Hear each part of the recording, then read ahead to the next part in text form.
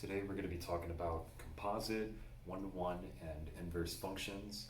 We'll start off our discussion on composite functions. So a composite function, to motivate what that is, try to remember the types of problems we did where we had f of x plus h. So it was an odd variable to plug into the function, but it is something that we could do. It wasn't just have f of x where all of the placeholders are supplemented with x's, it's now all of them are replaced with x plus h. And so what this section does is it generalizes that idea and shows us that we can plug in a function as the variable for another function. And this is called a composite function. You know, it's composite because it's the composition of two functions. And it does have, if you look at any of the help me solve this, it might throw this formula your way. And notice there's this circle notation, which it is interpreted as f composed with g. And so what it's representing here, what's being represented here is the leftmost function is the outer function, and with that outer function you're plugging in the inner function as the variable. And we're going to look at a bunch of examples for these types of problems. So one example of which, so one of the first examples you will see, f is the square root function, g is this fraction, and we want to interpret f composed with g of x. So we want to figure out how to compose, how to construct this function using this newly found idea of composition. And so what's happening here, so there's two parts of every composition function. There's an outer or a leftmost function and an inner or rightmost function. And with composition of functions, we want to work our way from right to left. And so in terms of substitution, so in particular, this is the rule of thumb that I will suggest. The outer function, we're going to go ahead and write the outer function. But every x that we find, we're going to put parentheses. We did a very similar idea for the f of x plus h type problems. So with f, we're going to do this for every outer function, as you'll see. So let's write down f, which is the square root of x plus 4. But every time we see an x, we're going to put parentheses. So instead of x plus 4, it's parentheses plus 4. Everything else structurally stays the same. The only difference is now x is now parentheses. So we always do this with the outer or the leftmost function. And so now we ask, well, what goes into the parentheses? Well, what goes into the parentheses is the inner function, the rightmost function. And so now, within these parentheses, we can plug in the g function, or the inner function. That g function is 3 divided by x. So that tells us exactly what to plug in. So this is the inner function.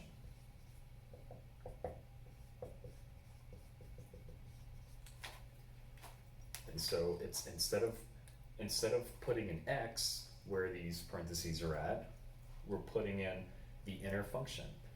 And the parentheses, it'll make more sense why there's a set of parentheses later. In particular, it does help us organize order of operations. And in this problem, there's nothing that we have to worry about, so the parentheses don't really matter in this situation, but you will see later why they do in general. So we drop the parentheses because they don't really do anything in this problem. They will in later problems.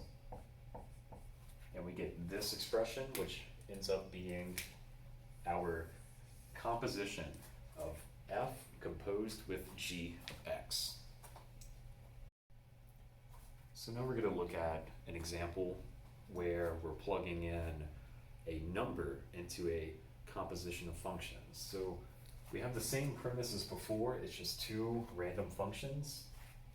And so the first thing it asks us for in part A is plug 4 into this composition of functions. Now whenever there's a number here, so before we had x, which meant there was a slightly different process. When there's a number here, we can directly work from right to left, as I mentioned before. And to explain that, when we work right to left, what's happening here is that we're going to plug 4 into the g function first. And so let's go ahead and figure out that one. This is an intermediate step. We're just going to look at g of 4. So if we plug 4 into the g function is 7 minus 1/2 x squared. So 7 minus 1/2 times 4 squared. And if you work that out, you will end up getting positive, or negative 1. You end up getting negative 1. And so now that we have the negative 1, we can go a step further. Now we can plug in that number that we found into the f function. So we're working legitimately right to left. And so now we can go ahead and look for f of negative 1. And the reason why I'm plugging negative 1 into f is simply because that was the number that we found over here. So if we go ahead and do that, f of negative 1, so f here is 2x squared minus 1. We simply plug in negative 1 for x. And it looks like we get positive 1 as our answer. And it turns out that this would answer the question here. So this would be the answer for part A. So let's keep going. There's 3 more parts to this. And the next part, part B, well, it switches up f and g.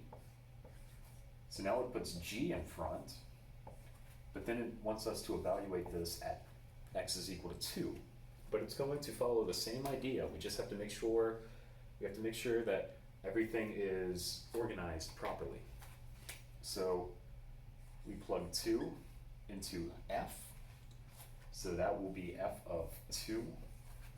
So f over there is 2x squared minus 1, which now becomes 2 times 2 squared minus 1, and it seems like that is 7. So now that we have the 7 from this expression over here, we can plug that into the g function. So now g of 7, we've picked in 7 because that was the output over here, and we're choosing g because it was the next function in our sequence.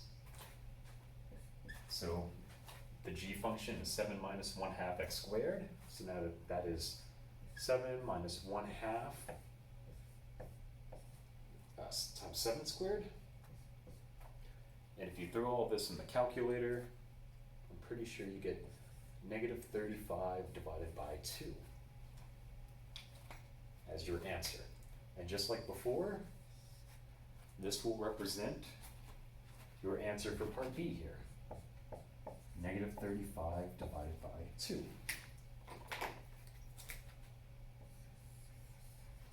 And let me make sure this is the right answer. Yes. So you can throw all of this in your calculator, that's perfectly fine, and you will end up getting negative 35 over 2. And so there's 2 more parts. So we'll go ahead and look at those as well. Part C, it wants us to find f of 1. Let me make sure that's correct. Yes, f of 1.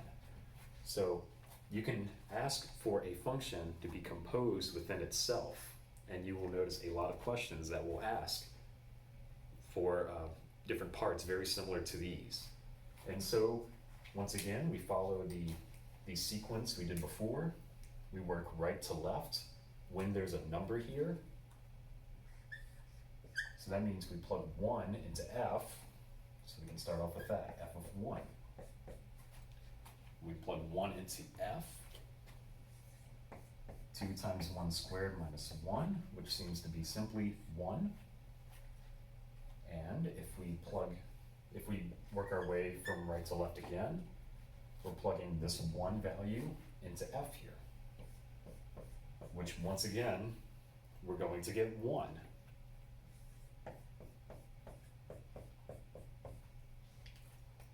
so that would be the answer for part C here. We get 1 here, which tells us exactly the conclusion of this part. And so finally, we move on to part D here. In part D, what it wants us to find is g of 0. So it wants us to find g of 0. But it's the same idea, although it's asking for a function to be composed with itself. We follow the same idea. We first plug in 0 for g. And so when we plug in 0 into the g function, that gives us 7 minus 1/2 times 0 squared, like this, which will end up being 7. So now it tells us what to plug into the next function in the sequence, the g function over here. So now we plug that 7 that we just found into g.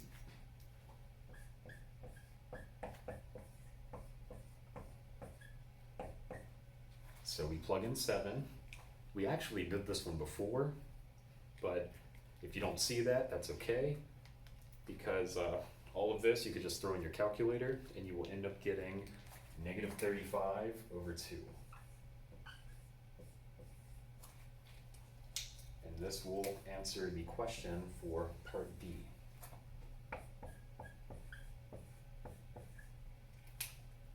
So this would conclude, this will conclude this problem. So something you may notice when you go through these homework problems, there's going to be quite a few problems that are structured very similarly to example 3, which is why the next 4 examples in the notes are going to ask the same thing. It's just going to be different functions. And mainly it's going to be the algebra, which will take up the most considerable amount of time. So let's see how this goes. So we'll start off with 2 functions, 2 random functions. This is fairly typical for composition of function type problems. They give you 2 functions, and they're going to ask you to find various combinations of compositions. And we'll start off with f of g of x, which is g is the inner function, f is the outer function, and notice they do not give us a number, like in the previous example. They just say x. So we'll go ahead and start off with finding this, and afterwards they will want us to find the domain, and we'll find that afterwards. So with the composition of functions, f of g of x, this is going to be very similar to the first problem we did, the first example from these notes.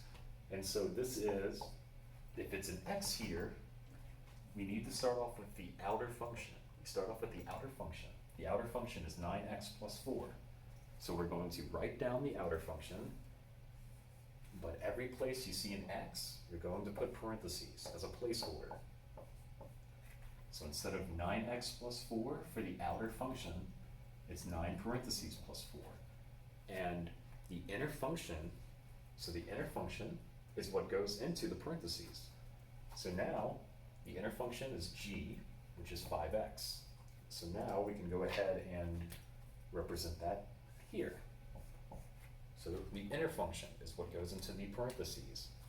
And this is where the construction involving parentheses actually makes a bit of sense, because now we have an algebra problem that we can simplify, albeit very slightly, but the next parts will show the growing complexity of this. So as you may notice, we have 9 times 5x. Hopefully you see that this is in fact 45x, and then 45x plus 4. And since there's nothing else to do, this actually represents our final answer.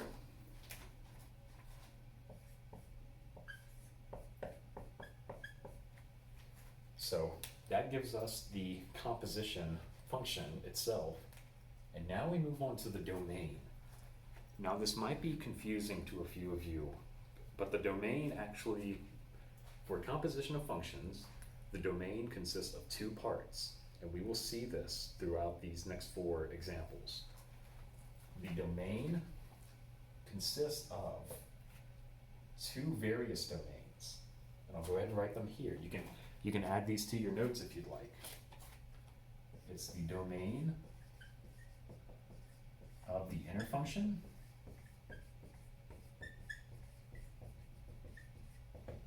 and it's the domain of the composition or the composite function. So there's 2 parts to it.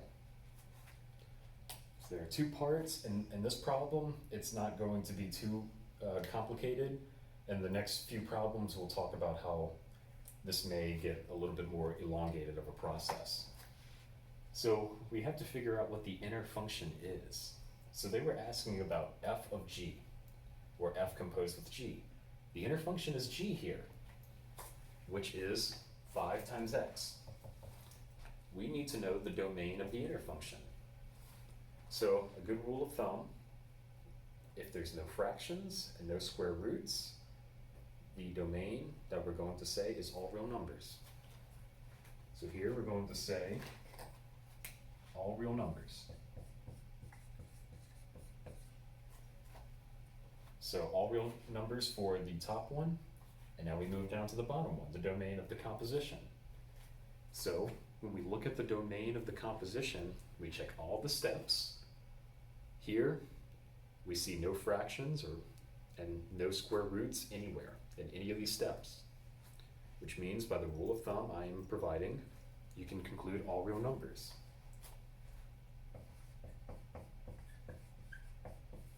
And so the overall domain, so maybe what the arrow should indicate is that these 2 domains contribute to the overall domain. So like this, so if we have all reals and all reals, then guess what? We have all reals.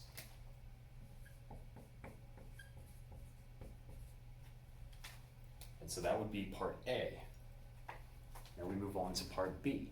And you may notice B, C, and D ask for the same information, but just different composition of functions. So instead of f of g now, we're going to have g of f. And I'm going to keep a lot of this very much structured.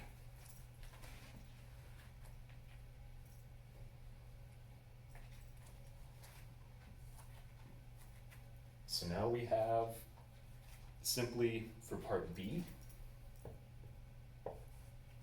it's just asking for a new composition function and domain of that composition function. So it just switched the letters.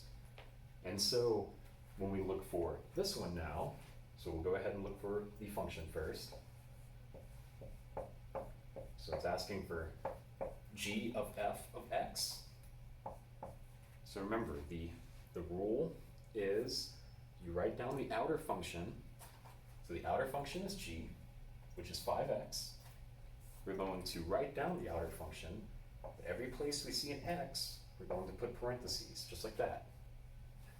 And now that we do this, what goes into the parentheses is simply the inner function. And so the inner function is f, which is 9x plus 4.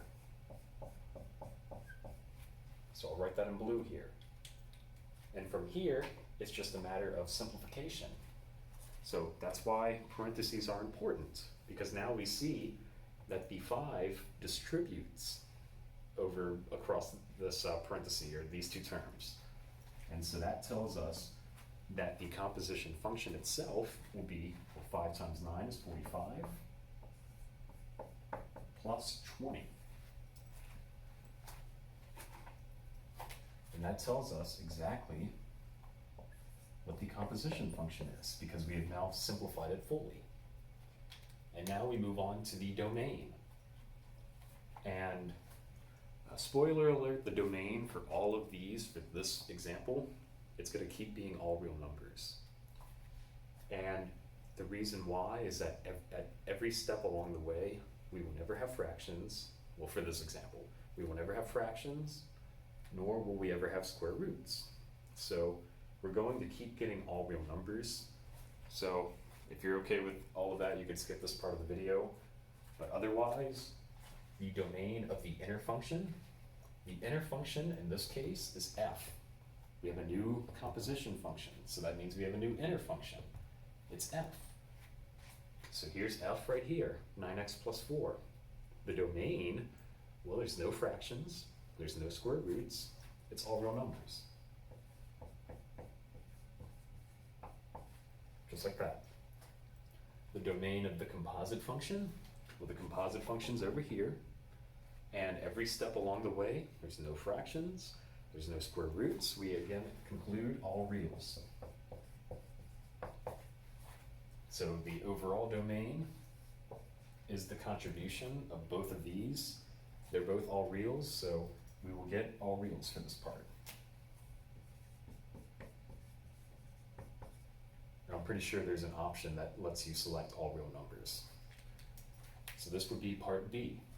And we'll move on to part C, which again gives us a new composition of f of f, which means we will get a different composition function. We'll just pretend like we'll get a new domain, even though we'll keep getting all reals. And so we start over. So now they want us to find f of f, or f composed with itself, which is something that's legal. You can do that. And in fact, let's see how that works out. So with f of f, so the outer function, you write that down, and every x, you now put parentheses. So what's the outer function? It's 9x plus 4. But for the x provided here, we're going to put parentheses. What goes in the parentheses? Well, that's the inner function. The inner function just so happens to be f again. So what's f? 9x plus 4. So you can have a function that is composed with itself. So notice we are substituting a function, and not just a function, its own function into itself, which is sort of partially the premise of this section. And then now, since we have the parentheses, we see that there is a distribution that has to happen. So this distribution, 9 times 9 is 81, of course with the x. 9 times 4 is 36. And there is this plus 4 out here, which means we have like terms. We can go ahead and plug that in right quick. And this tells us what the composition function is.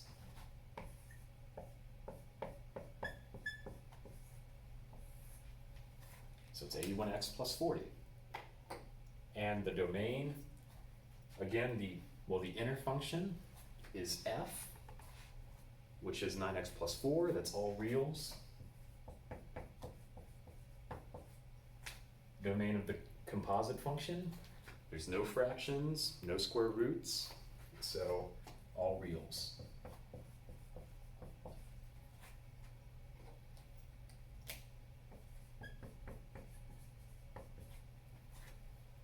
And so finally, we're going to move on. Oh, this was part C, by the way.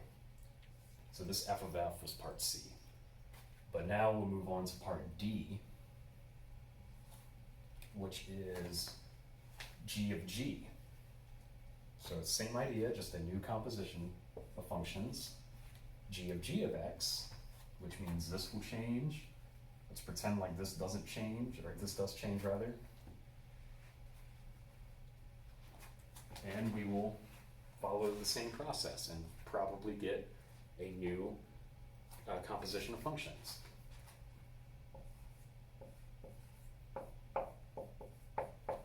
So first, we look for what g of x, or g composed with itself of x, looks like. So we start off with the outer function. The outer function is, of course, g. So we write down the outer function. In every place we see an x, we put a parenthesis. just like that. Instead of 5x, it's now 5 parentheses. And what goes in the parentheses? Well, that's going to be the inner function, which just so happens to be itself. So the inner function is 5x, just like that. And with the parentheses, we see that we can multiply 5 times 5x to give us 25x.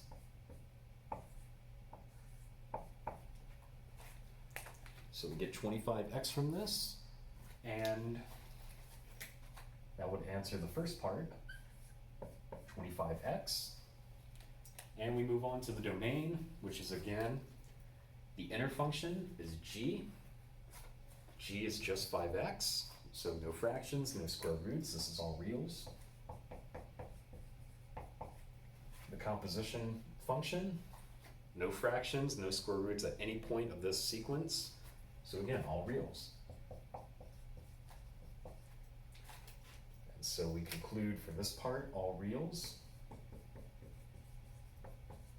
And that would conclude example 3 of this problem. We'll go ahead and move on to the next question here, which is, well, the same idea as the previous problem. The only difference is that we have fractions, which will add a little bit of complexity to these types of problems.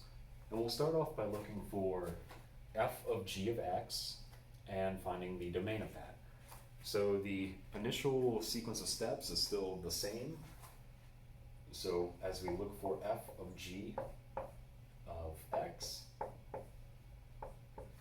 f is the outer function, which means we want to write down the outer function, which is x over x minus 4. The only caveat will be that every x that we see, in fact, I'll use a different color for this. Every x that we see in f, we're going to go ahead and add parentheses, just like that. So instead of x divided by x minus 4, it's parenthesis divided by parenthesis minus 4. This is very important for structuring everything appropriately. And what goes into the parentheses is the inner function. If we look up here, the inner function is g. It's the rightmost one. So what is g? G is negative 5 divided by x. So that is precisely what goes into every set of parentheses. So yes, that means we have to do this 2 times. And so now we get an expression that looks like this. The only problem is this is not simplified. Whenever you have fractions within fractions, that is not a simplified form, and my math lab is going to be picky about it. So we need to simplify this. And so if you see fractions, you can definitely think least common denominator. So if we use a least common denominator, hopefully you all see that the least common denominator is in fact x. So here's an x in the denominator. So every term here, so this is a term, this is a term, and this is a term. This is a little bit different of an application of the least common denominator that we're used to, but this is something you definitely need to be familiar with. And we'll do a few more examples that utilize this idea, but this will come up quite a bit in the homework. So if you go ahead and make those, if you go ahead and place those LCDs there for each term within the fraction, you get a cancellation here, and no cancellation here. So the way that simplifies, the numerator is just negative 5. The denominator, well, it starts off with negative 5 because the x's are canceled, minus 4 times x. So if you can, think about that first step and implement it properly. Notice the problem cleans up, and this is actually our simplified form. This is the composition function.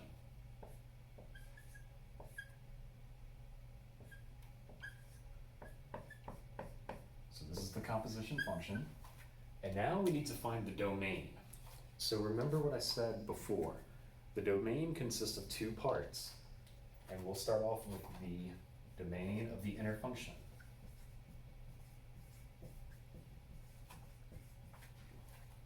So we'll start off with the domain of the inner function. What is the inner function in this case? The inner function is g. So g is -5 divided by x. Now, contrary to before, this does have a fraction. So how do you find the domain of a fraction? You set the denominator not equal to 0 and you solve for x. So g is the inner function. To find the domain of this fraction, we set the denominator not equal to 0. But it turns out we don't have to solve for x, it just so happens to solve itself here. So this answer will be part of the domain that we figure out here. But remember, we're not done. The domain of composition of functions, it consists of two parts. And the composition over here, there's fractions, so we definitely have to consider the domain of the composition.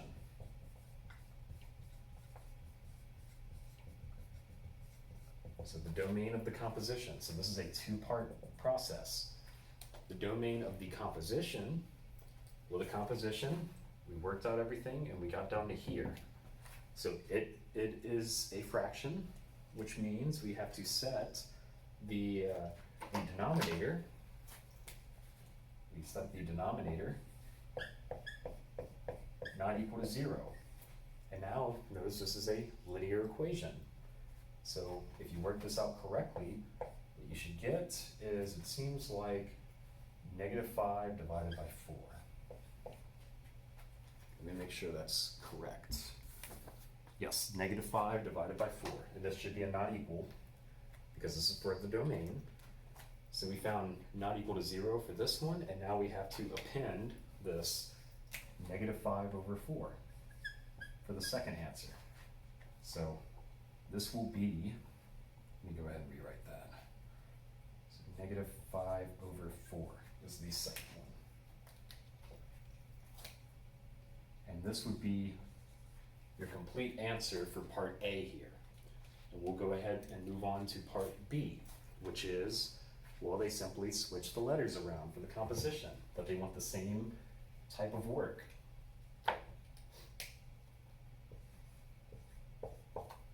So now it's g of f they want, which will give us a new composition, will give us a new domain, no doubt.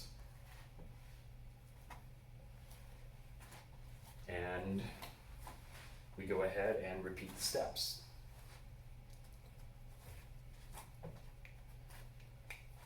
So we start off with g of f of x, or g composed with f of x. We start by writing out the outer function, or the leftmost function, replacing every x with parentheses. G is the outer function, which is here. So now that's going to be -5 divided by, well, not x anymore, but parentheses. Just like that.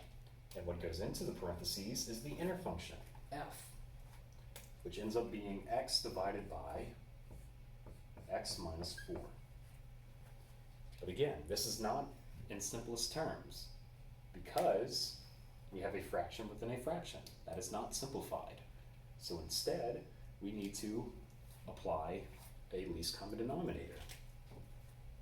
And so hopefully you are able to determine that the least common denominator here is x minus 4, coming from this denominator right here.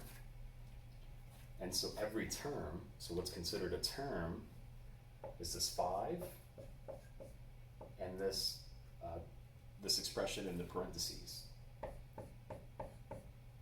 And so it's probably good to keep these in parentheses, because we will have to distribute later on. In the numerator, we just get -5 times x minus 4. So -5 times x minus 4 in the numerator, because nothing cancels out that x minus 4 there. In the denominator, we do get a cancellation. And all we're left with is x. So finally, all we have to do is distribute the -5, and we're done. So that will be negative 5x plus 20, all of that divided by x. And that will give us the composition. So it's negative 5x plus 20 divided by x. Oh, this is part B, by the way.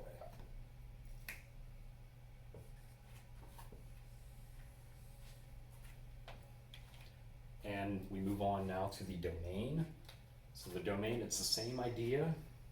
It's just now these may be referring to different things than the previous part. Because the inner function, in the previous problem, the inner function was g.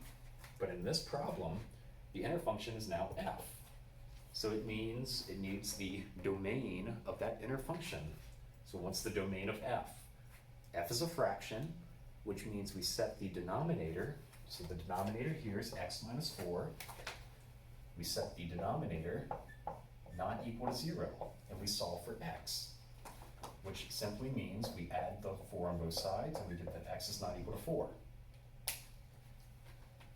So the part that you would put in, it would start off with x is not equal to 4.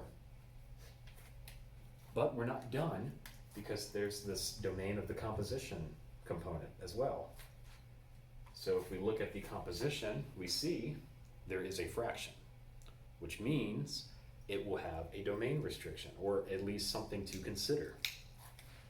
So with the composition, we need to set, so the composition is a fraction, which means we set the denominator not equal to 0, as we did before.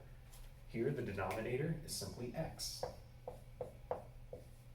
But it's convenient, we don't have to solve for x. It just so happens x is already by itself. So now, we append, so use a comma, and put 0. And this would be our answer for the domain, right here. So now we'll go ahead and move on to part C, which is f of x. So let's go ahead and erase a bunch of this.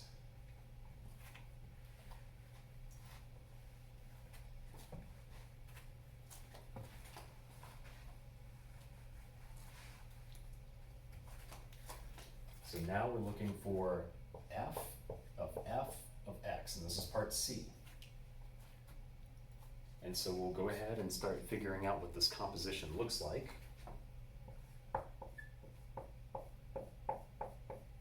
So for this process, the outer function is f. So we start to write out what f is. So remember, this is f, but every place you see an x, you're going to put parentheses. So instead of x divided by, it's parentheses divided by. And another set of parentheses, minus 4.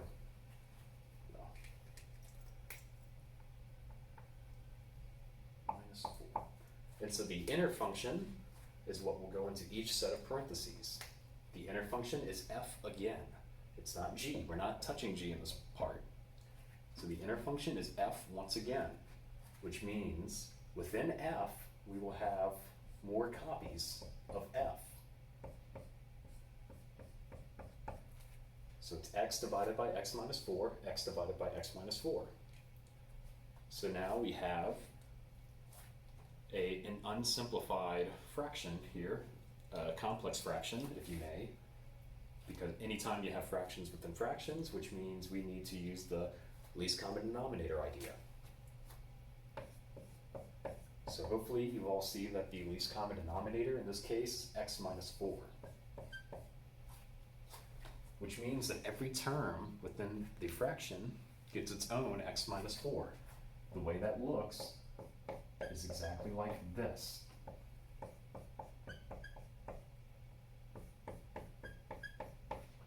So yes, clusters within the parentheses are considered their own term. So you would apply it just like this. And so notice in the numerator, you get a nice cancellation. So right here, this first term in the denominator gets a nice cancel, it cancels nicely. And then over here, nothing cancels here. So let's go ahead and clean this up a little bit and see what happens. So in the numerator, everything canceled out but this x up here. in the denominator, this first term, everything canceled out but x. And then we have minus 4 times, in parentheses, x minus 4.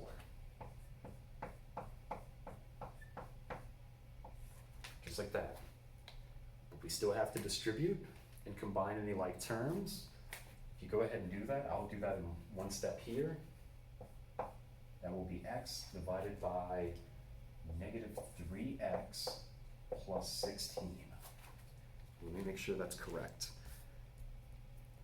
That is correct. Okay, so you can get x divided by negative 3x plus 16. And there's no more distribution, there's no more like terms, so that would be your simplified composition.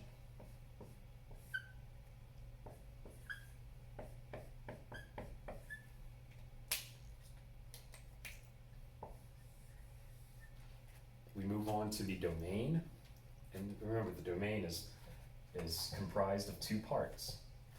We'll start off with the inner function. So the inner function here is f. F is x divided by x minus 4, so that means you set the denominator not equal to 0 and solve for x. This might seem a bit familiar, which it should be. We found the domain of the inner function when it was f before, so that part will be the first part we add to our domain restriction. So it looks like we got 4. And I put a comma because I foreshadow another expression or another value, because remember, there's the domain of the composition. If we follow the composition, we see it is in fact a fraction. The domain of a fraction, you set the denominator not equal to 0, as we did before. So we set the denominator of the composition not equal to 0. And if you go ahead and work this one out, you will get that x does not equal 16 divided by 3. Okay, let me make sure that is correct. Yes. So not equal to 16 divided by 3, which means we go ahead and append that to our domain up here. And that would be your answer for the domain of part C here. And finally, we go ahead and move on to part D. So part D, it's simply the same thing as this part, except replace all the F's with G's and start over.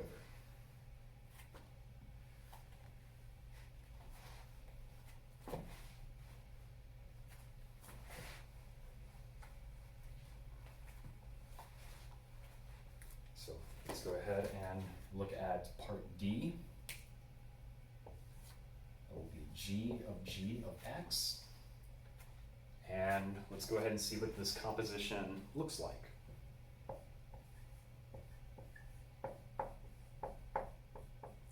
So the g function, so the outer function is the g function, which means we go ahead and start writing it down.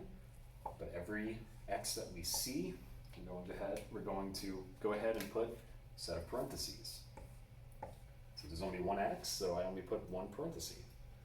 And what goes into the parenthesis, that is the inner function, which just so happens to be g again. So g is negative 5 divided by x. But we do have a complex fraction, a fraction within a fraction, which means we once again want to use the least common denominator idea. So hopefully you see that the least common denominator here is x, due in part to this x in the denominator down here. So every term will now get its own x. We start off with negative 5x because nothing cancels out that x. But in the denominator here, these two x's cancel, just like that. And now we're left with negative 5 in the denominator, coming from this negative 5 right here. Well, hey, this is pretty convenient. The negative 5's cancel. So the negative 5's do in fact cancel, and we're left with x. So we're left with just x, which is okay. I mean, that does happen.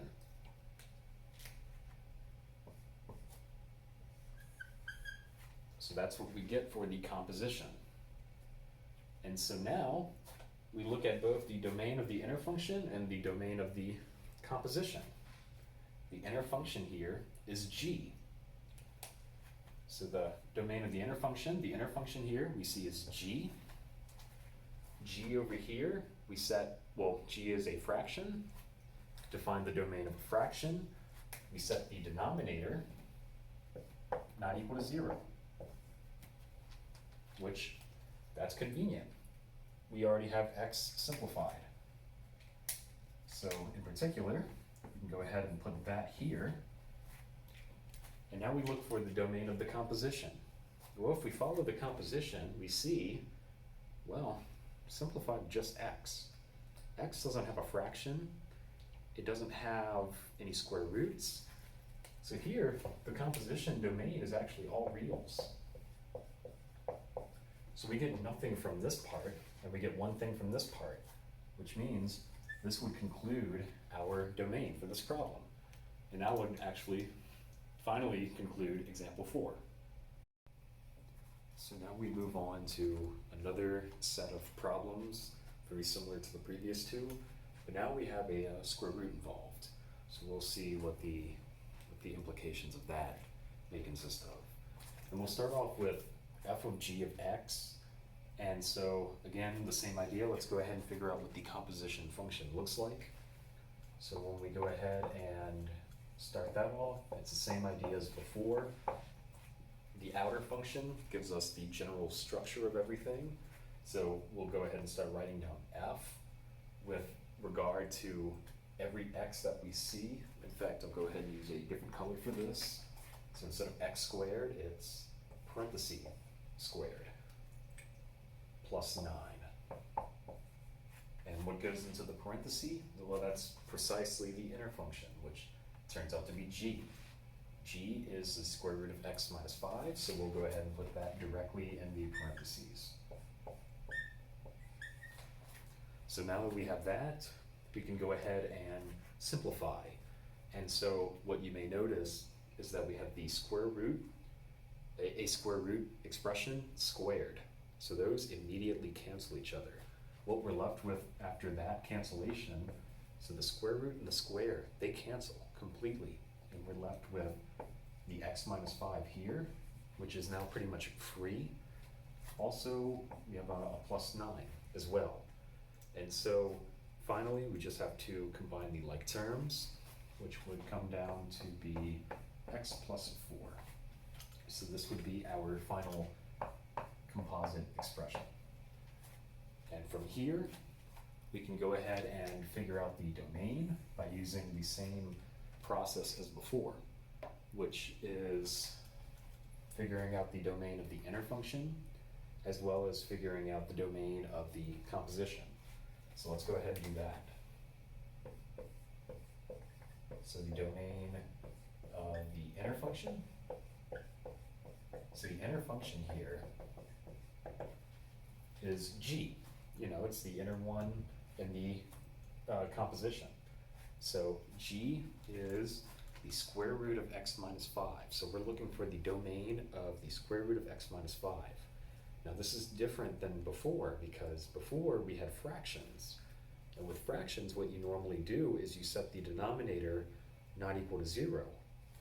But with a square root, what you do is you set the radicand. So the radicand is everything under the square root. You set everything under the square root, which is x minus 5, greater than or equal to 0. That's the rule for square root functions.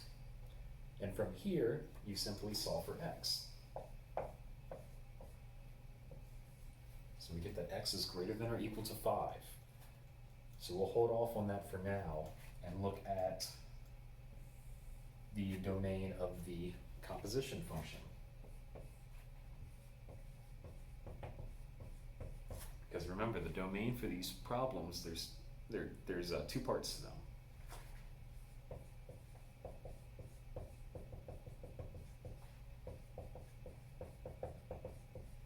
And And so this domain, we look at the composition function that we determined, and notice there's no fractions, there's no square roots, which means we're good. It's all real numbers here.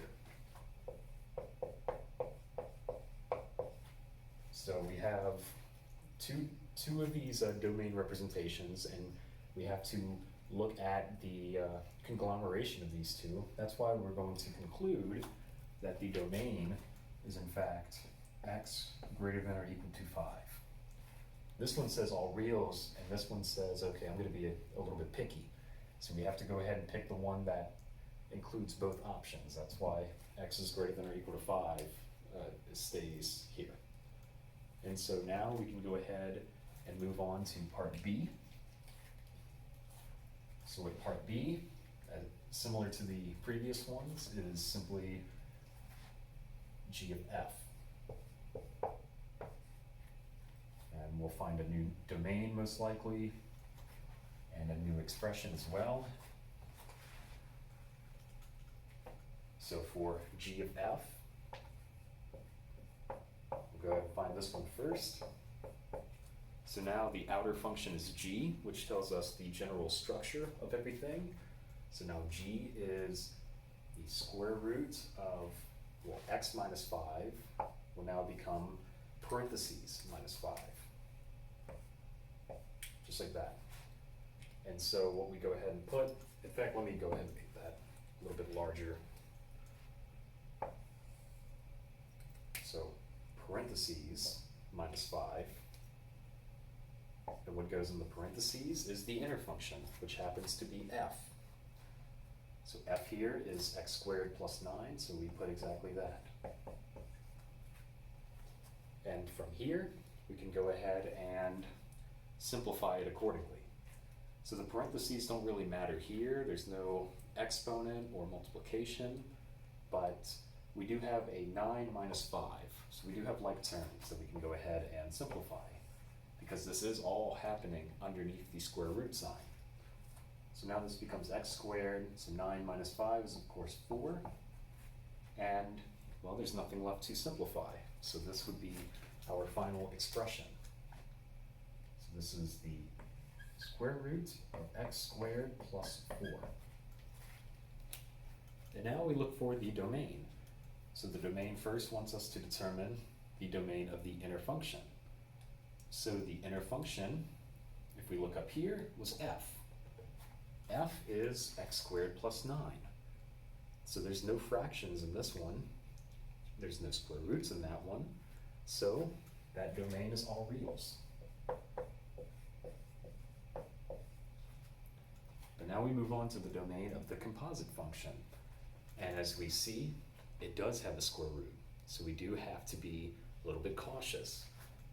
So with this expression over here, remember, it's when we're looking for the domain of a square root, this is when we set the radicand, everything under the square root. So everything under the square root here is x squared plus 4. We set that greater than or equal to 0, then solve for x. So if we start to solve for x, you would perhaps subtract 4 on both sides. And then you would take a square root, but what that would do in this problem is give you a domain issue, because we cannot take the square root of negative 4. So we get a domain issue.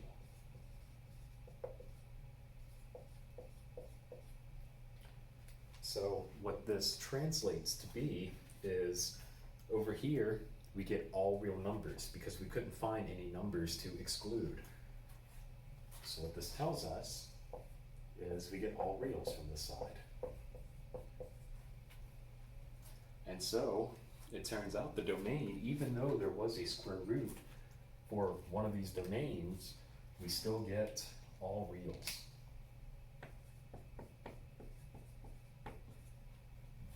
And that would answer this second part, part B here. And so now we can move on to part C. So similar to before, it's now just f of f. And so, of course, that's going to change all of these results here.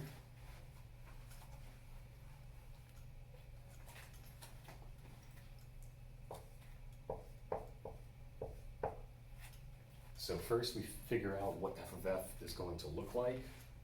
So f of f here, the outer function is f. So every place we see an x, we'll go ahead and put parentheses. So now it's parentheses squared plus 9, because f is the outer function, but it turns out f is also the inner function, or the rightmost function, which tells us in the parentheses we put another x squared plus 9. And from here, we go ahead and simplify, which this does imply we need to FOIL. So we will go ahead and set up the FOIL process, just like this. And when we FOIL, what you will end up getting is x to the 4th plus 18x squared plus 81 plus 9. The FOIL will give you this part right here. The plus 9 is just coming from what was at the tail end, so don't forget that.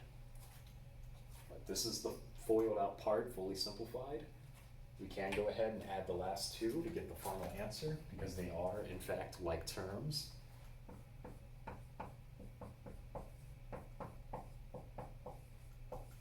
And this would represent our expression here.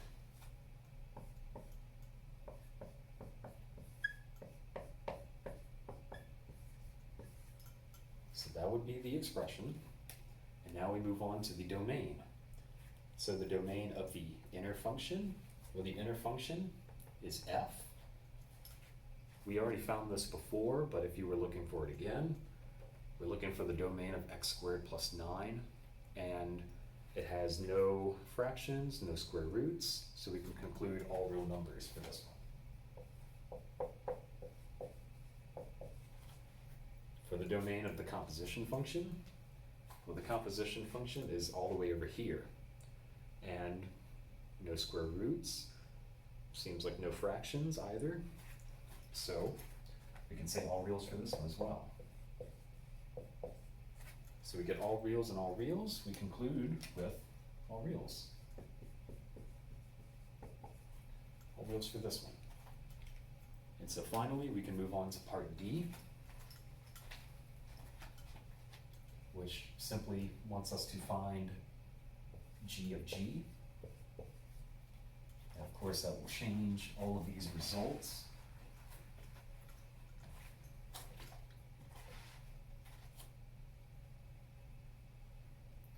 So let's go ahead and figure out g of g. So g of g of x. So the outer function is g, so that tells us what structure to use. So we will have the square root of parentheses minus 5.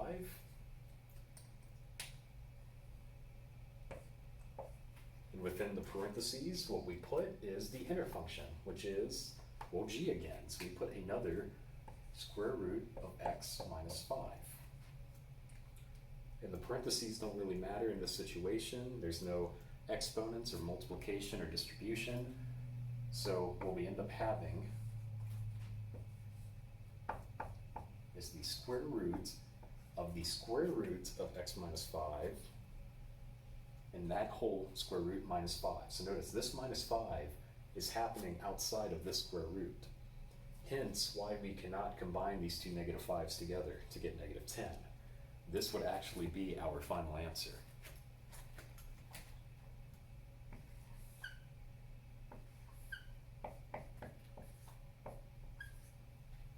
So if that is our final answer, now we need to figure out the domain of this expression.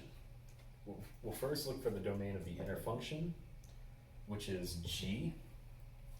So g over here, we found this before, but just in case you're looking through it again, g is the square root of x minus 5, and the domain of a square root, you set everything under the square root,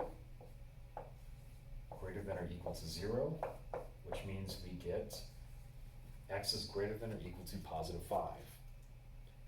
So now we move on to the domain of the composition function. And so what that tells us is we need to figure out the domain of the square root of x minus 5 quantity minus 5. So it's good that I'm showing you all of this because this is kind of confusing with, square root within a square root. So we're going to follow the same idea though. For this one, you set everything under the square root, and you might think, which square root? Well, it's going to be the larger square root. You set everything under the square root. So everything under the larger square root actually also involves a smaller square root, but you still set that greater than or equal to 0. And from here, you can still solve for x by first adding 5 on both sides, but then actually squaring both sides to get rid of the square root. So when you square both sides, you get x minus 5 is greater than or equal to 25. And from here, you can just add 5 on both sides. So we get x is greater than or equal to 30. So now we have two of these. We have x is greater than or equal to 5, x is greater than or equal to 30.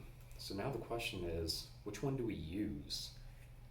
And remember, this domain, it's both of these two inequalities working together. We're ultimately taking what they overlap. So if you think about the number 6, so the number 6, that's definitely greater than or equal to 5, but it's not greater than or equal to 30. So if anything, 6 would not be in the final domain. However, a number like 31, it satisfies this inequality, and 31 is also greater than or equal to 5. So the overlap between these two inequalities is actually this one. That inequality also includes so that inequality is the most restrictive, which will demand the overlap there. And so, so that one's kind of a tricky one. There's not too many like that on this test or on this homework set. But here this is x is greater than or equal to 30. So just to make sure my wording's correct, we're picking the one that's the most restrictive. We're picking the one that's the most restrictive. And so this one would be the most restrictive. This one restricts more numbers. And so that would actually conclude example 5. Finally, we're going to look at one more problem that's actually fairly similar in setup to example 4, just another fraction-based problem. The algebra gets a little bit messy on this one, so I wanted to talk it through with you all. So we'll go ahead and start constructing f of g of x. And so the way we do that is the same as we've been doing before. The outer function gives us an idea of the structure. And so the f function is x minus 3 divided by x plus 4.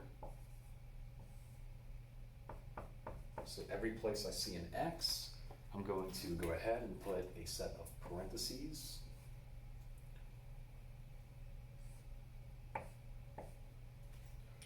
And so within the parentheses, that's where we put the inner function, which is g. So every parenthesis will now get its own x plus 5 over x minus 6. So just resembling the g function here. And another x plus 5 divided by x minus 6 down here. And so from here, now we want to, so of course, similar to example 4 that we did, this is a complex fraction, which means there's fractions within fractions. So what we want to go ahead and do is apply the least common denominator. So the least common denominator in this problem will be x minus 6. And so every term will get its own x minus 6. X minus 6 here, x minus 6 here, x minus 6 here, and x minus 6 here. So yes, every one of these is considered its own term. And so there's a bit of cancellation. So for these two right here, there's some cancellation. For these two right here, there's some more cancellation. And so let's go ahead and clean this up. What does that look like now? So in this first term, we're only left with x plus 5. But then we have minus 3 times x minus 6. So all of that alone is just the numerator. The denominator, very similar. We're left with x plus 5 first, and then plus 4 times x minus 6. And notice the parentheses are good because it shows us the distribution that we might have missed. If you don't put the parentheses, you would never realize that 4 also distributes to, say, the negative 6, or the negative 3 distributes to the negative 6. But let's go ahead and apply that distribution. So that's now minus 3x plus 18. And the denominator, what we have after we distribute is 4x minus 24. And finally, we go ahead and combine like terms. And this will end up giving us negative 2x plus 23 divided by 5x. Is that minus 19? So, a lot of steps. Let me make sure that's right. Yep, that seems good. So, this fraction right here will be our answer for the expression up here.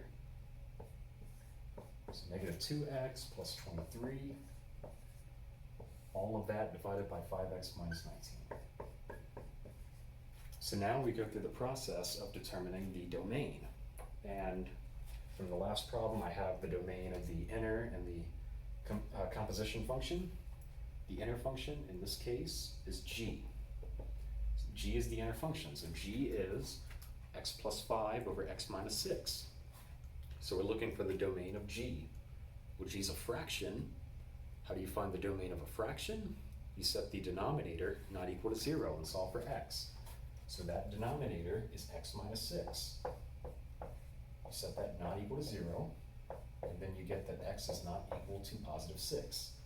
We can go ahead and start to append that to our domain, so x is not equal to 6. And now we look over here, the domain of the composition function. We go ahead and scale everything we did, or rather just look right here. We're looking for the domain of this fraction of the composition function. And so what we have to consider, well, this is a fraction. How do you find the domain of a fraction? You set the denominator, again, not equal to 0. So that is 5x minus 19. We're setting that not equal to 0. And what we end up getting is that x is not equal to 19 divided by 5 when you solve for x. And that would be your domain for this problem. And so from here, we can go ahead and start looking at part B. Again, same as the previous 3. We're just switching around the letters, which will change a lot of the results here. So let's get rid of this and all of this.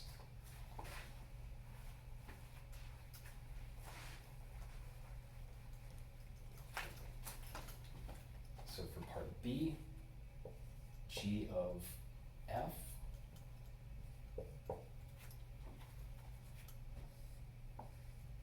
so let's go ahead and see what this looks like.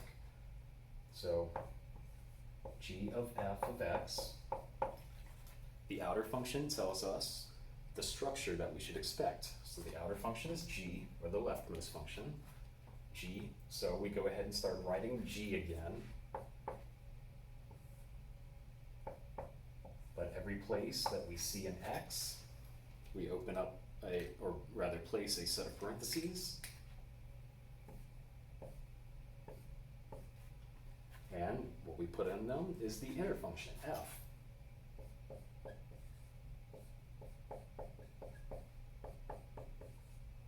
So notice in both set of parentheses, I put exactly the f function in them. And same idea as before, this is a complex fraction. We need to clean it up by using the least common denominator. which is x plus 4. So for each term, just like we did in the previous problem, each term now gets multiplied by x plus 4.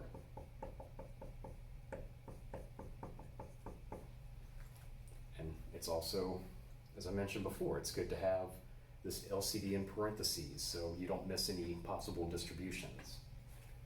The x plus 4 is right here, they cancel. X plus 4 is here, they cancel. And now let's go ahead and rewrite all of this. Go ahead and clean up all of this. So that is x minus 3 plus 5 times x plus 4 for the numerator. And for the denominator, it's x minus 3 minus 6 times x plus 4. And from here, we can go ahead and distribute and then combine like terms, just like we did in the previous problem. So that's x minus 3 plus 5x plus 20 divided by x minus 3 minus 6x minus 24. This is after we distribute everything. And we can go ahead and combine like terms to get a final answer.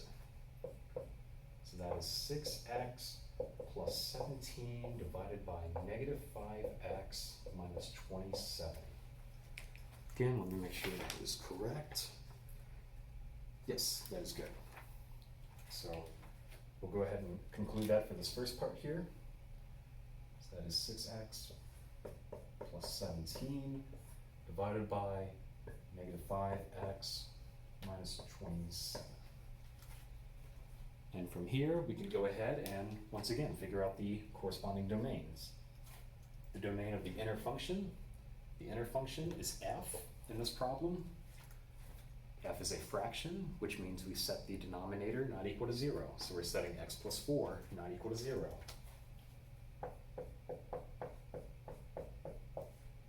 So that yields x is not equal to negative 4. So we can go ahead and place that here. Same thing for the composition function. We found the composition function to be 6x plus 17 divided by negative 5x minus 27. To find the domain of a fraction, we have to set the denominator not equal to 0. So in this problem, the denominator is negative 5x minus 27. And from here, we simply solve for x. So we get that x is not equal to negative 27 divided by 5. That will be the second domain restriction. So that's negative 27 divided by 5. And that would be the domain for part B. And so we can move on to part C.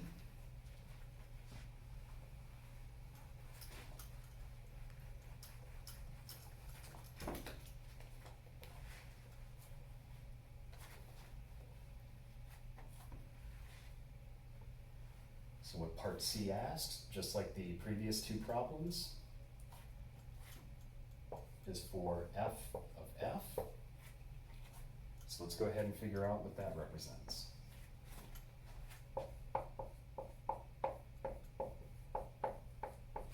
The outer function tells us the structure. So the outer function's f, so that's something minus 3 and something plus 4. In particular, we can put a set of parentheses for those occurrences of x. What we put in them is, well, f again. So that tells us what we plug into f is f itself.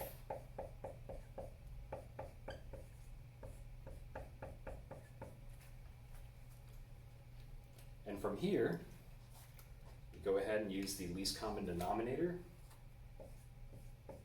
to go ahead and clean this up. The least common denominator here is x plus 4. So every term gets its own x plus 4.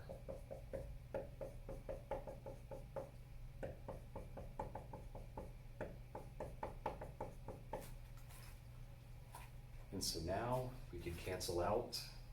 So just like we did in the previous parts, so cancellation here and here. Once we clean this up, is x minus 3 minus 3 x plus 4. All of that divided by x minus 3 plus 4 times x plus 4. And so from here, what we will end up getting, so I'm going to go ahead and apply two steps at once here.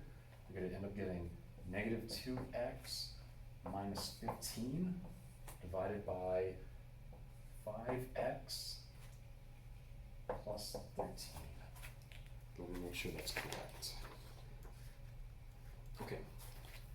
So after you distribute and combine like terms, I trust you can get to this part here. But that gives us a conclusion for this first part here. Negative 2x minus 15, all of that divided by 5x plus 13. From here, we figure out the domain.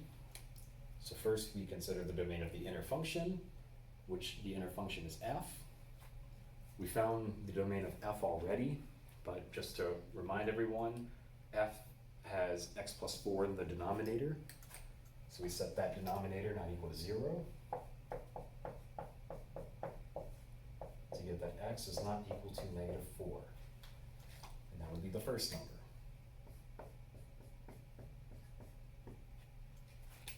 Composition function is over here. So the denominator of the composition function, where it's also up here, 5x plus 13, set that not equal to 0, and you end up getting that x is not equal to negative 13 divided by 5. And that would be the second domain restriction.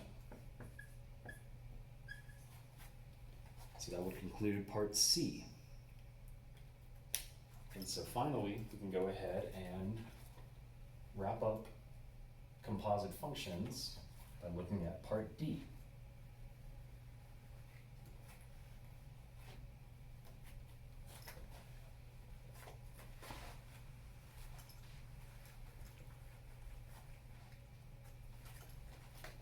So part D, once again, it's a familiar setup.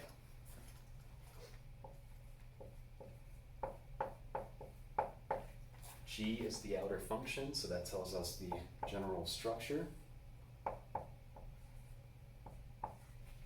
And then the x's from G give us the set of parentheses, which we fill in with x plus 5 over x minus 6, x plus 5 over x minus 6.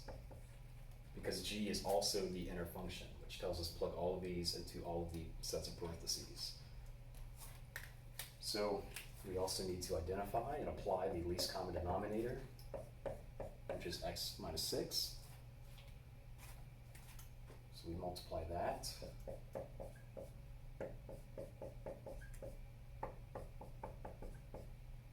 Just like we've done before, to every single term. We get some cancellations here and here. So this should all look fairly familiar. This comes out to be x plus 5 times x minus 6 divided by x plus 5 minus 6 times x minus 6. And what this comes out to be, it's 6x minus 25 divided by negative 5x minus 31. Oops, sorry. Try that again. Plus 41. Okay, so this would be correct. Okay, cool. And so now that we have that, this would help us conclude this first part.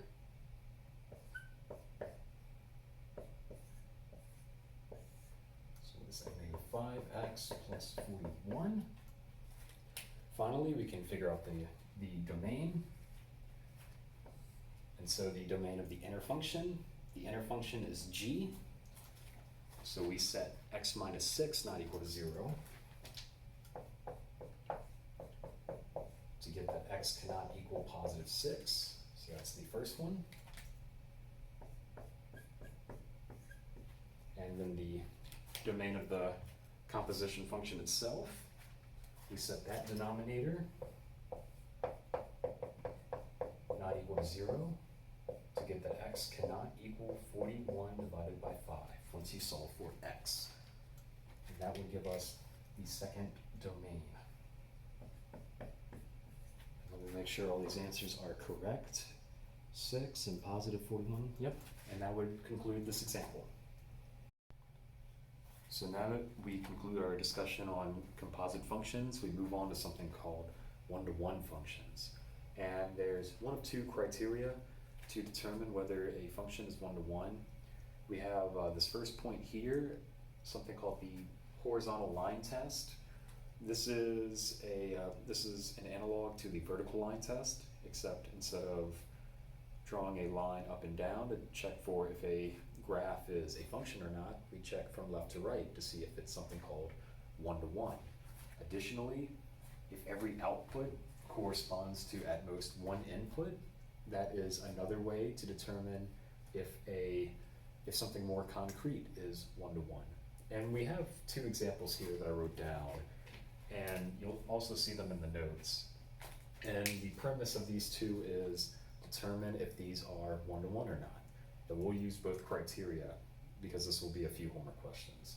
So over here, this one, of course, there's no graph, so we're going to ignore the first bullet and look at the second one.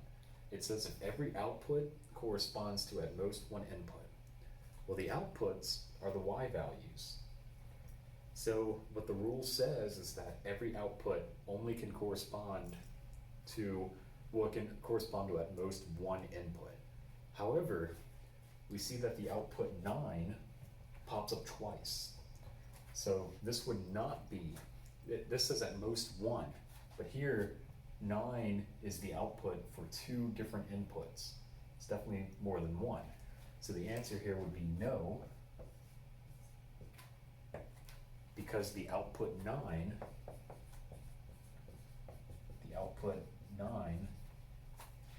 corresponds to more than one input.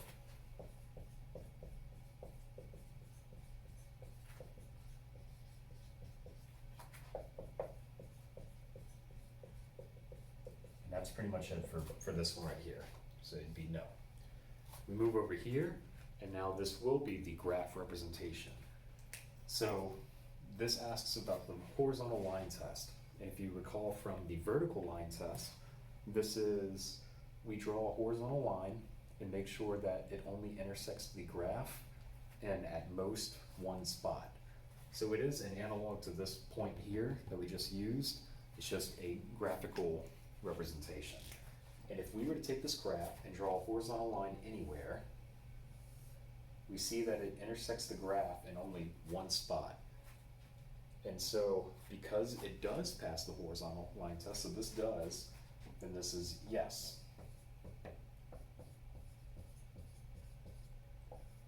Passes the horizontal line test.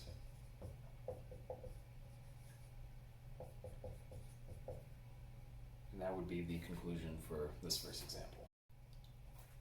Now we move on to an important idea called an inverse function. And this is pretty much what all this section is leading up towards.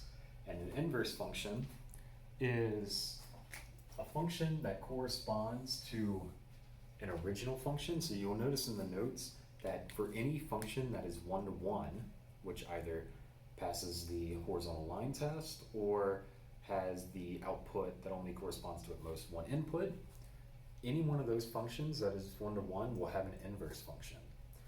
And so an inverse function, we normally denote it as f raised to the -1. So if you see that notation, it means the inverse of f. And the inverse is figured out in one of two ways. If you have the graph of the original function, then the graph of the inverse will be symmetric about the line y is equal to x. We'll see an example of this momentarily, what that means, but the line y is equal to x is a perfect diagonal on the xy plane. So if you have a graph that's happening on there, maybe on one side or maybe it crosses over left and right, the inverse will be precisely symmetric with respect to this diagonal line. But then there's an even more important idea here. Switch x and y and solve for y. This is the algebraic sort of intuition towards how to find an inverse. And so we're going to do a few problems that involve finding the inverse, but this point right here, it has a few consequences. It has a few corollary results as part of this. Whenever you switch x and y, well, that means a very profound thing in this class, because what that means is that we're switching the x and y values, we're switching the domain and the range. So I wanted to focus on two problems that immediately benefit from this idea of inverses. So if we know, for part one here, if we know the point 1, -5 is on the original function, then we get a point for free on the inverse. This point here says switch x and y. So just as a consequence, not even having to solve anything, that means that the point -5, 1 is on the inverse. That's a consequence of the idea of being able to switch x and y. So we get this point for free on the inverse. And so now we move over here. So let's generalize that. This doesn't only correspond to points, but this also corresponds to the domain and the range.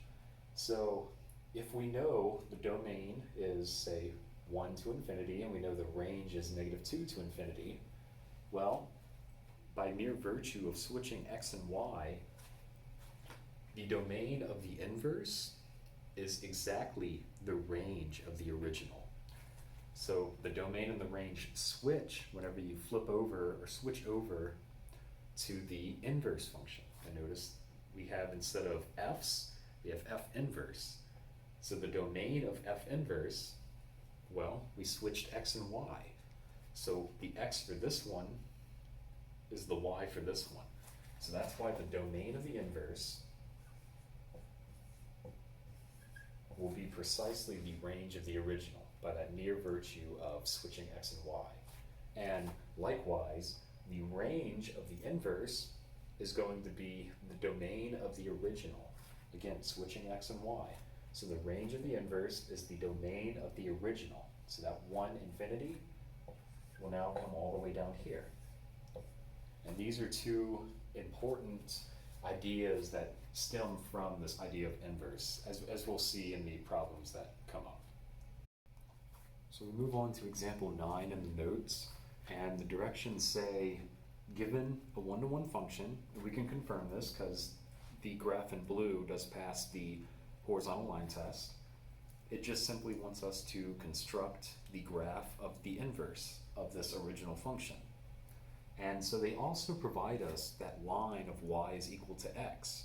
As I mentioned before, this line, as seen in green here, represents the line of symmetry between the original function and its inverse function. And there's going to be a bunch of multiple choices for this one, so you don't have to know it. You don't have to draw it to scale on the notes, but the way that, draw this in red. So this line tells us exactly what to reflect with respect to. So the inverse function, which I'll draw in red, it has to resemble this perfectly. My drawing's not too great, but I'm starting off by reflecting about this line over on this side, and then it seems to come in towards here, and then it goes outwards. But that's kind of a demonstration, an idea of how to construct the inverse function. And that's it. That's all you really have to think about for these types of problems. Now we move on to example 10 from the notes.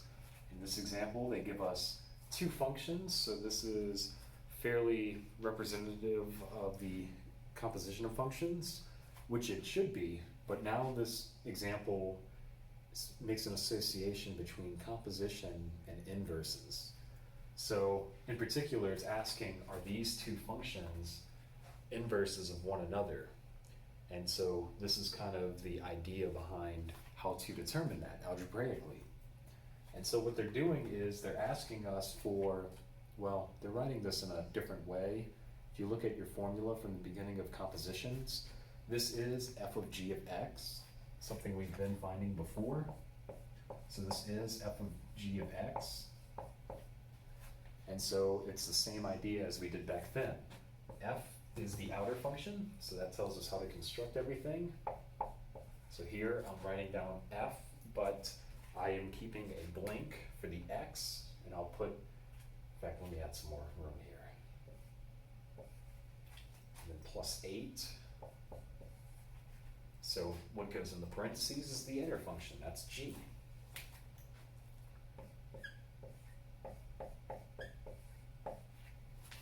And from here, we just simplify as much as we can. Now, one thing I noticed, 6 times 1 over 6, well, that's just 1. So 6 times 1 over 6, they virtually cancel each other out. And so now we're left with the x minus 8 here and the plus 8 here. Oh, that's convenient, the 8's cancel. And we're just left with x. And that's it for this problem. It does also ask for the domain. So it does ask for the domain, but here, remember the domain of the inner function, which is g. There is a fraction, but it's not a variable fraction. There's no variables in the denominator. So the domain of the inner function is all real numbers, and the domain of the composition, well, no fractions, no square roots, that is also all reals. So we get x and then all reals. And now we move on to, well, they switched the letters on us, which it's the same idea. It's just now we're looking at g of f of x. They're just changing which one's the structural function and which one's the inner function. So g, we'll start to write down g, which is the 1 over 6. And I'll use parentheses for the x value. And then what goes in the parentheses is the inner function, which is f. And so now we go ahead and simplify. And so we don't really need the parentheses in this problem. But then once we remove the parentheses, we see that we have a plus 8 minus 8, which cancel. And from there, we see that the 1 over 6 and the 6, they multiply to give us 1, which in this case, that would give us x. And so, again, we look for the domain. And once again, we're going to get all real numbers, because the inner function, which is f, doesn't have any fractions or square roots, so it's all real numbers, and x, the same idea. And so finally, part C, if you look in your notes, part C asks if f and g are in fact inverses of one another. Now this is very important. The answer is yes. They are inverses of each other. And how am I able to determine that from all of this? Two functions are inverses if both of their compositions equal x, and it has to be x. It's not the fact that they're both the same number or the same expression. It has to equal x exactly, both of them. Both f of g and g of x, or g of f rather. So here it's yes, because both compositions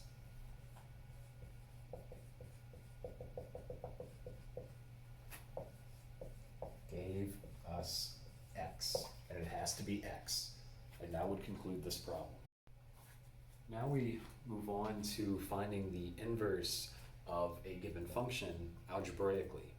And you may notice from this problem, they give us this function. They actually give us the domain. So although this is a domain of all real numbers, they're saying we're only going to look at the right side of this parabola. And they say that this is 1 to 1, which means it does have an inverse. So we're going to find that inverse. And so the rule that I mentioned before, in fact I put a red asterisk next to the point, was we switch x and y, so this is very important. We switch x and y, and we solve for y. So here the rule, I'll go ahead and write it down. It's switch x and y. Solve for y. I would imagine one like this is going to be on the exam, so you need to know the process for doing this. And this is that precise process. So what ends up happening, so we're looking for the inverse function, remember that notation. If we look at our function, this is y, so f of x is another way of saying y. So y becomes x becomes y. So notice what I did, I switched x and y. Every y became an x, every x became a y, and we're going to solve for y. So now we solve for y. We have to get y by itself. So the first thing we do, we can add 8 on both sides.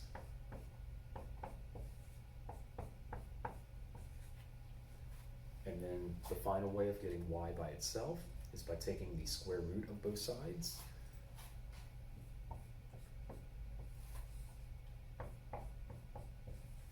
And we don't have to worry about plus or minus in this case. The minus can't happen because of this restriction. That's the reason why they put it. So we don't have to worry about plus or minus.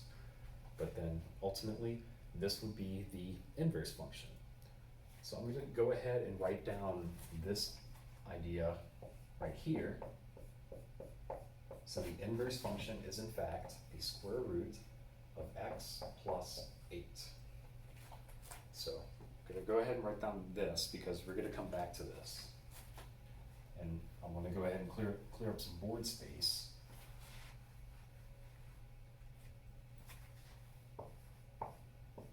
Because now we're going to find, okay, I think this is part B. Now we're going to find the domain, well, the domain of the original function f. And notice in my notes what I have, it's structured just like this.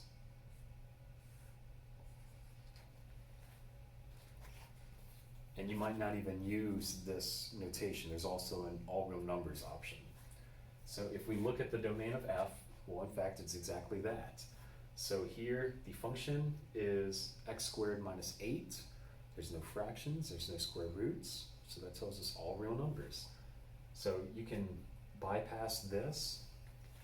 In fact, if you want to, you could just say all reals. There is an all real numbers selection in the homework.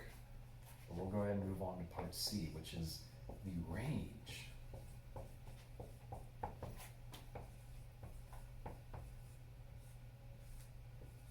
So this is interesting. We've never found the range algebraically before. We've always had a graph or some sort of supplement to provide us with this. So how do we find the range of a function? Well, it turns out the range of an original function is the domain of the inverse. So remember that from earlier. So instead of finding this for now, we're going to skip ahead and look at part D, which wants us to find the domain of the inverse function.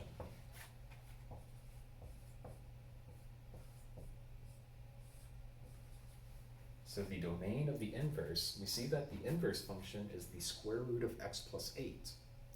So how do we figure out the domain of a square root? We set everything underneath the square root greater than or equal to 0. So we'll take everything that's underneath the square root, set that greater than or equal to 0, and solve for x. And that's only one step. So now we just found the domain of the inverse, which is especially helpful because now these exact parameters that we found, in fact, I'll write this in red.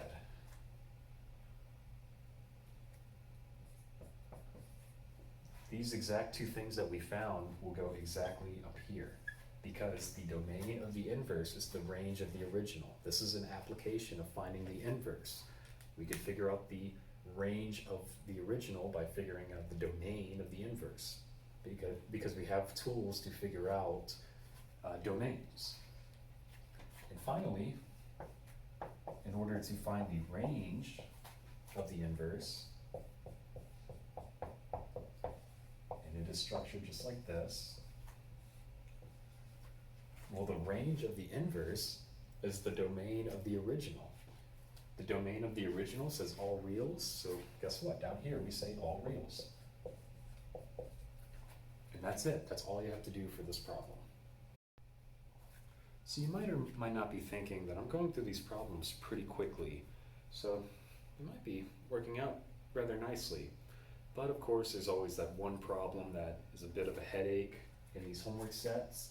And I think this is the problem that most represents it in this inverse section.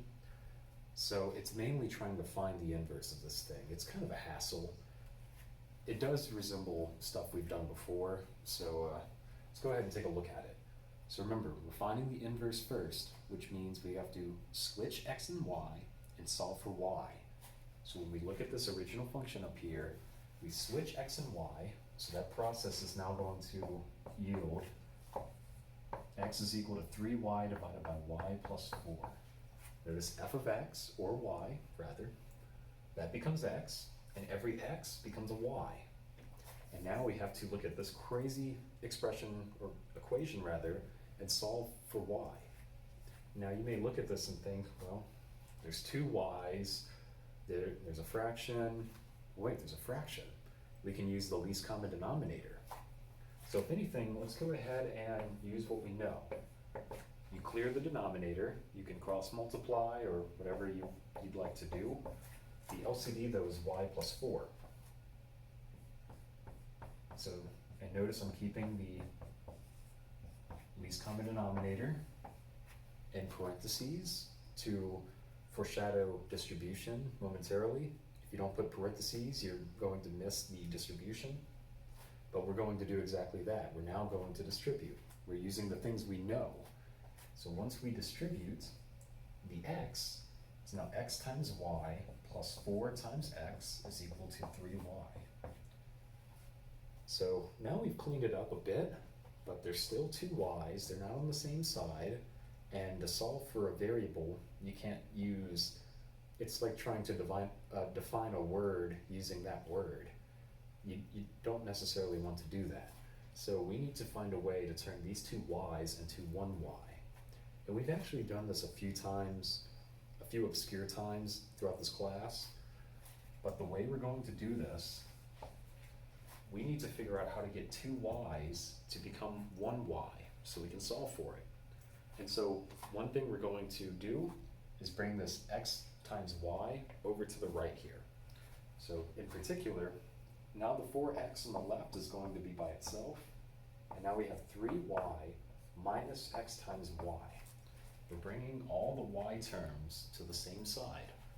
And the reason why we do that, some of you might or might not remember, now both of these terms have a y in common, and we can factor out the common y, just like this.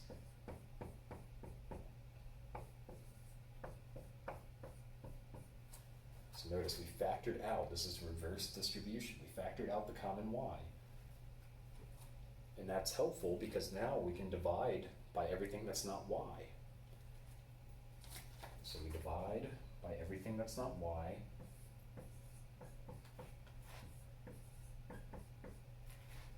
And finally, we get that the inverse is 4x divided by 3 minus x. So that is the inverse function, and I'll go ahead and write it up here. The inverse function is 4x divided by 3 minus x. We'll go ahead and write this up and utilize this actually in a second.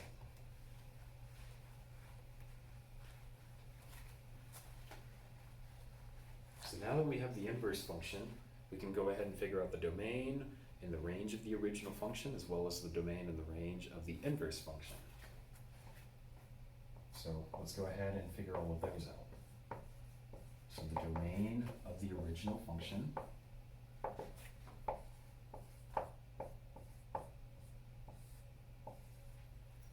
and so here, the original function is 3x divided by x plus 4. How do you find the domain of a fraction? You set the denominator not equal to 0 and solve for x. So now that becomes x is not equal to simply -4 once you get x by itself. And that's all you have to do here. Let's move on to part C, which wants to know the range of f.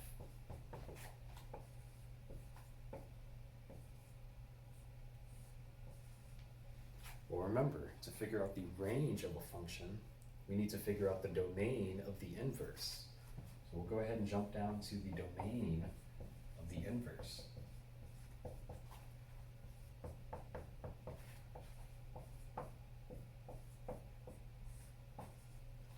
And so the inverse function, it's this function I have written down in red over here.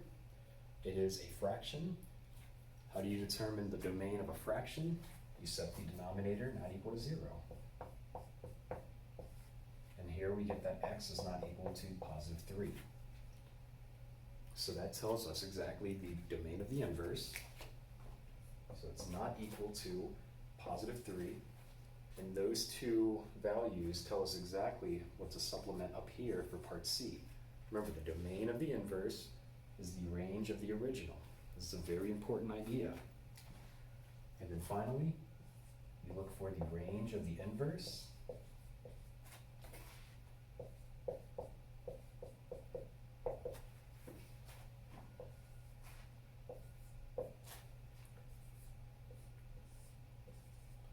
And so the range of the inverse is simply the domain of the original. So we had not equal to -4 up here.